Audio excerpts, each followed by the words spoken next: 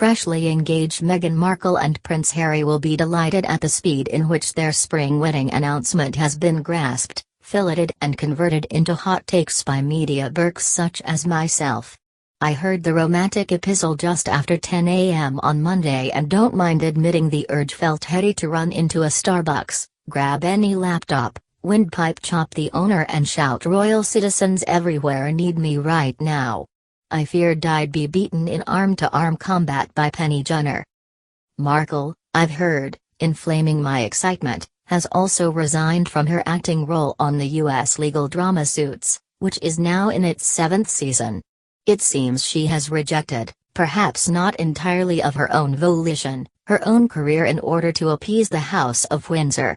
It all felt a bit like actress Grace Kelly deciding she'd not make any more movies after marrying Prince Rainier of Monaco. And that was in 1956. Additionally, Markle's resignation also said much about what a certain genre of women will endure for their prize at Buckingham Palace's top table. It's a sort of pay-to-play setup. You get to bear the royal babies and a dress allowance and it's all a bit the Princess Bride become real. But you no longer have your own projects. In fact, there's a chance the palace sees your past theatrical life as a bit grubby. But more pertinent than any of this, it struck me that as I myself personally have no prince or potential civil list handout myself to pay my mortgage and council tax, that there was no time like now to prove my grit and ingenuity in rattling out spurious wisdom on royal matters. Earlier this year, I took part in the BBC two-panel show Debatable alongside Jenny Bond, the esteemed royal correspondent with a career spanning 30 years. Bond, ever resplendent and enigmatic, steeped up to the back teeth in cheerful Princess Anne anecdotes, had flown back from a long winter holiday in Antigua merely for one day to record the quiz show. For Bond, furnishing the public with royal tidbits and off-the-cuff analysis had clearly paid dividends. With this in mind, hooray, it's payday is a sentiment echoing around 1,000 writers, broadcasters, fashion, bridal and etiquette experts this week and every step of the entire arduous royal saturated media slog until next spring. Right now Andrew Morton, Paul Burrell and some of the more lucid of Diana's 1981 bridesmaids are leafing through underfloor heating brochures while Fiesta by the Pogues parps joyously in the background. I can't compete with this in the hot takes league.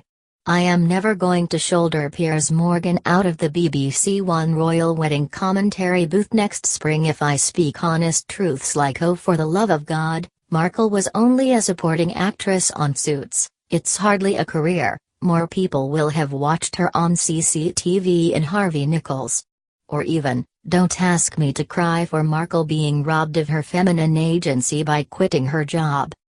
Markle showed how much she'd tolerate for an HRH title when she allowed Pippa Middleton to stiff her with an evening reception-only invite, meaning she spent the day loitering in a hotel. Something about protocol. Something about not upstaging the bride? Something about Pippa's no ring, no bring rule? Many women would have told Harry at this point to stick his family's protocol into a dark, moist crevice somewhere around the back of his trousers, before then flouncing to Heathrow, taking a club-class flight to Hollywood and hitting audition season with fresh and new incandescent vigor. It is almost, if I'm being incredibly churlish, as if newly job-free Markle didn't really want to work long days as an actress in the first place. And this is possibly in the same manner as Kate Middleton struggled after university, now fully loved up with William, with keeping on her job as a handbag and earring purchaser for Jigsaw, instead opting to work for the Middleton family business and then not work all. "I was so impressed by her," said Jigsaw's founder, recalling ecstatically Kate's sojourn at her company. "She sat in the kitchen at lunchtime and chatted with everyone from the van drivers to the accounts girls. She wasn't precious." Bearing in mind we are still talking about a posh woman who was sleeping with Prince William here and not, say, His Holiness the 14th Dalai Lama, it feels quite evident that for several people, there is a belief that if you're a woman with a sniff of marrying into the firm, doing any meaningful work at all is viewed as quite miraculous. I thought all this before seeing Markle's Sparkler. Pull up a chair.